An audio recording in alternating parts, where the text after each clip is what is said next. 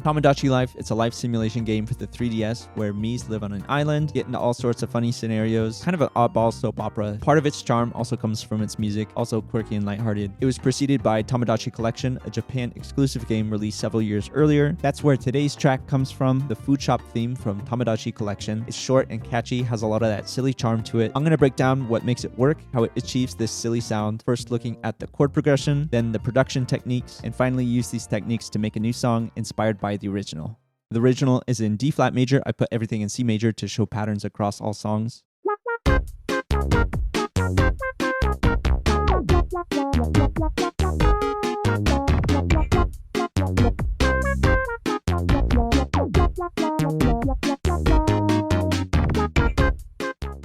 This song is very dense with chords, but it still makes it work. I think what makes it palatable is it stays pretty traditional with the chord moves, lots of 2-5-1s and 3-6-2-5-1s. We start on the 1 and then go to the 4 in a major chord shape. This is the 6-9 chord. Then it's the common 3-6-2-5-1, but with lots of extensions. We have the E minor 9, which uses an F sharp, then a suspended A chord into A dominant, the 5 chord of D. It resolves to a D dominant chord shape. It uses an F sharp instead of F natural. There's something silly about the F sharp here. It sticks out a bit because it's not from the original key, but it's not harsh. It's just a small amount of dissonance. That resolves to the G1303, which can be voiced as an F major 7 over G.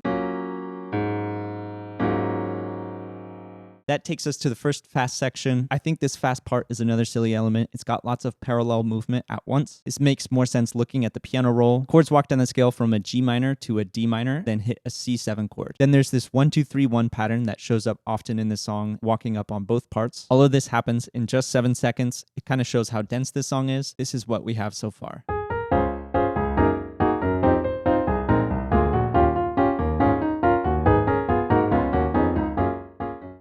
The second half of A1 starts with nice chromaticism, F major 7 shape to an F sharp minor 7 flat 5. This is one of the more common ways you'll see minor 7 flat 5 set up, raising a major 7 root note. This F sharp chord acts as the 2 in our minor 2-5-1 of E. Normally you would use a B7 as the 5. A substitution you can do is replace the dominant chord with an augmented chord, and you'll still get the strong demand for resolution.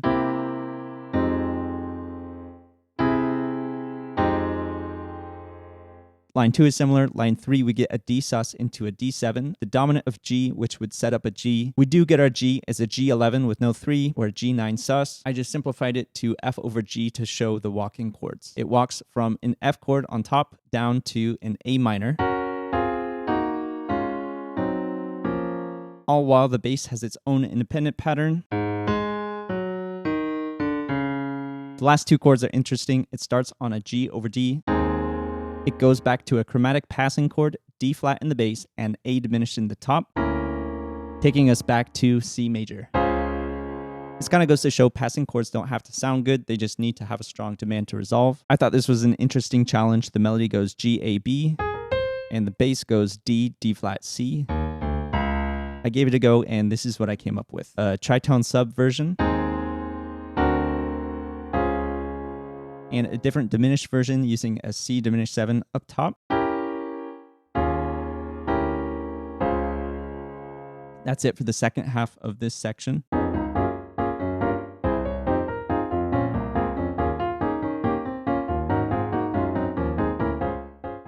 The A2 section repeats the same material with a slightly different melody and a different ending.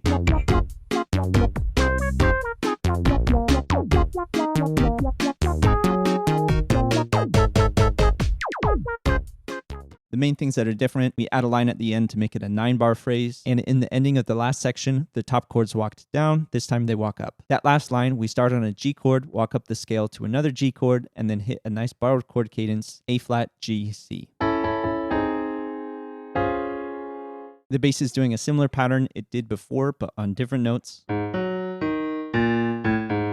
I think this final cadence is a bit silly too. It's a G over A flat. You might think this would sound pretty bad, but with enough space between the chords and the bass, you can get away with a lot.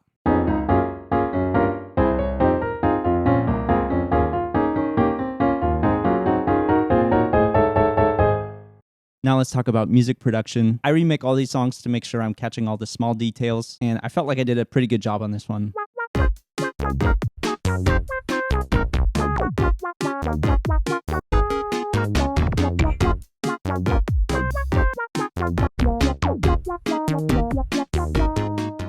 First is the melody sound. The wah effect, a big reason why it's so catchy. It's a steep low-pass filter opening as the note plays.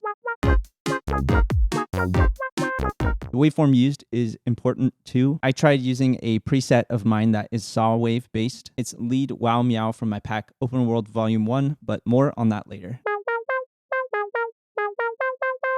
It gets pretty close right away, but I knew I could get closer. I made a waveform from scratch that has fewer high frequencies. For reference, this is a saw, and this is what I used. It almost sounds like a voice, like a low budget Vocaloid.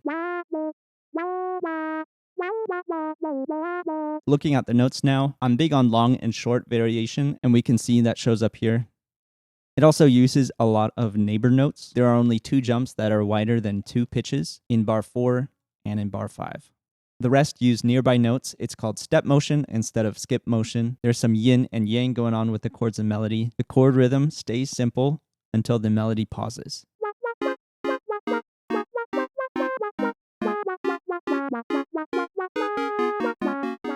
For the chords, I'd say these are well orchestrated. It's a composer term, meaning everything has its place, nothing is fighting for space. So if we look at both, we'll see that the chords don't often overlap the melody. The chords have already carved out a place for the melody by removing that note. Bar 4 and 5 is a good example of this.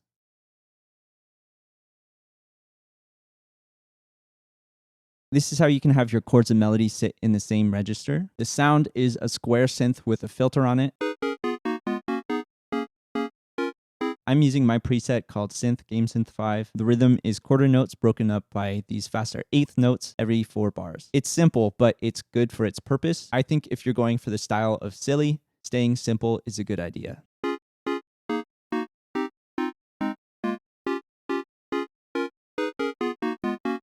The bass was interesting too. If you listen to the original, it's pretty noticeable in the mix. It's got that plucky and bright texture. I used a preset that was already very similar. It's one called the Bass Pluck Candy Cane. The main part of it is a saw wave with a low pass filter on the envelope, which gives it that moving sound. Looking at the bass notes, it's not super locked into what the chords are doing. The bass line has its own rhythm, does a bit of walking, and it's got that 1, 2, 3, 1 repeated theme.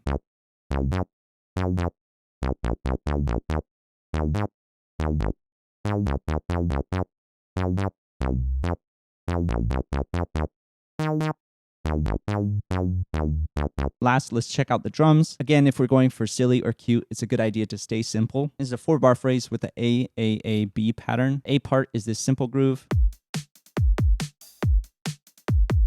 And the B part is a kick fill with the extra snare hit in there. Besides that, there's a hit on the last eighth of every bar. It alternates between an open hat, laser, and clave. I'd say the kick fill and the laser sounds are what makes this sound the silliest. After doing all this analysis, I went and created a song using similar techniques. This is what I came up with. We'll start with the chords.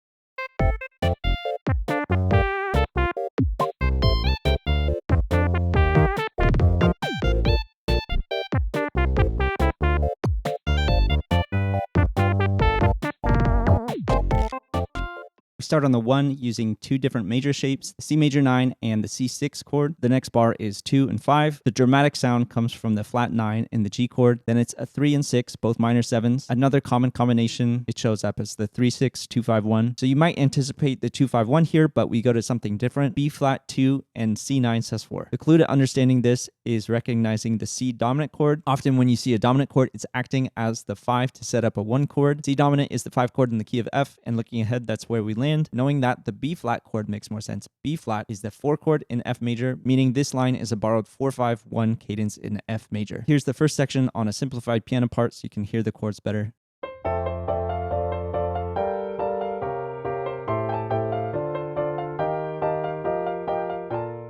That F major 7 is the start of a 4-5-3-6. It's a very common progression in Japanese music. I have a segment on this in my Japanese music theory video. The next progression is interesting. D sus, D dominant, D minor. The inner voice is moving down 1 step at a time. The last line is a 2-5-1 cadence with a tritone substitution. So it's a 2, flat 2, 1. Tritone sub replaces a dominant chord with another dominant chord, a tritone away. 6 semitones. We're swapping out the 5, the G dominant 7, and using a D flat dominant 7. The 9 and the sharp 5 don't change the function of this chord. It still functions as a dominant chord.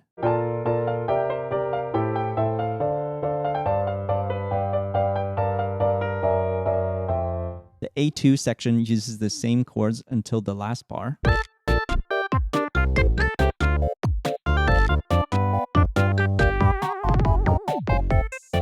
This is where I'm obviously borrowing from the reference song. It's a set of descending major chords in the top part over a D, D flat C cadence in the bass. I chose the ending chord on purpose, A flat. The start of each section is a C major 9 chord. C is covered by the bass. E is covered by the melody. That leaves the chord part to cover the 5, the major 7, and the 9, GBD, or a regular G major chord. So I had the target of a G chord in mind and built up the walk down backwards from there.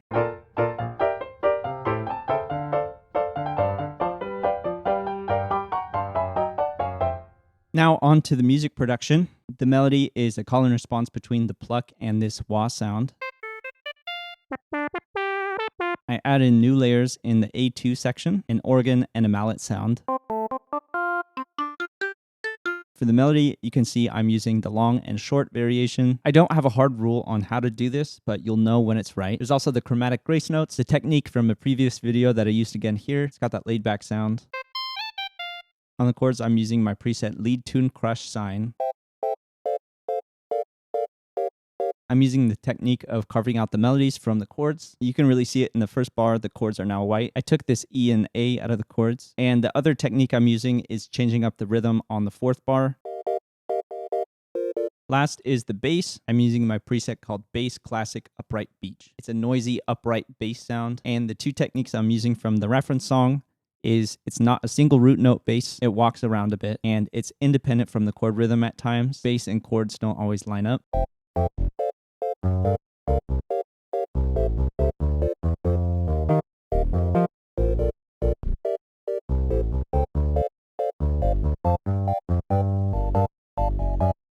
The final part is the drums. I wanted a drum machine style. I'm using a similar clubby kick.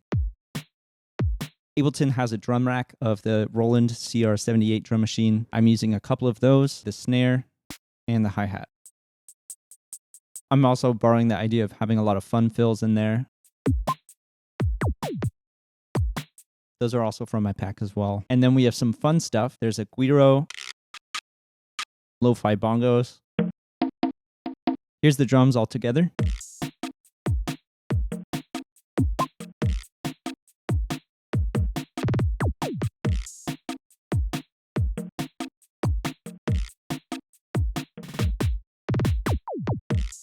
If you like this song, it is out under Virtual Goober. The instruments used in this video come from my Open World Volume 1 pack. It's got over 300 of these retro game style sounds. There's Serum presets that work in Serum 1 and 2, and bounce one-shots if you don't have Serum. Pack's at varsitybeats.com. Links to the pack and the song are in the description. Thanks for watching, and I'll see you in the next one.